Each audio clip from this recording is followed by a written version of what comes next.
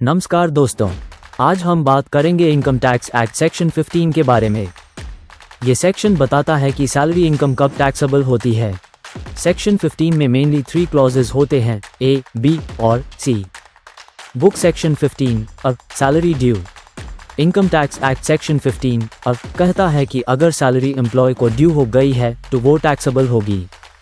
यानी अगर salary earn हो चुकी है तो चाहे यूएस वक्त पेमेंट हुई हो या नहीं, यूज इनकम में इंक्लूड किया जाएगा।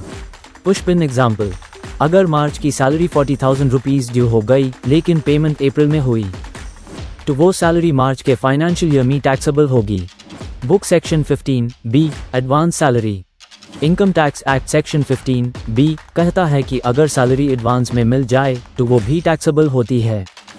यानी अगर एम्प्लॉयर फ्यूचर मंथ्स की सैलरी पहले ही पे कर दे तो वो सैलरी जिस साल रिसीव हुई है यूएस साल टैक्सेबल होगी। पुश पिन एग्जाम्पल, अगर एम्प्लॉयर एम्प्लॉय को 3 मंथ्स की सैलरी एडवांस में दे देता है तो वो अमाउंट उसी ईयर में टैक्सेबल होगा। Book section 15 C arrears of salary. Income tax act section 15 C कहता है कि अगर एम्प्लॉय को पिछले साल की सैलरी बाद में मिलती है तो यूज अरियर्स ऑफ सैलरी कहते हैं। ये अरियर्स भी सैलरी इनकम में इंक्लूड किए जाते हैं।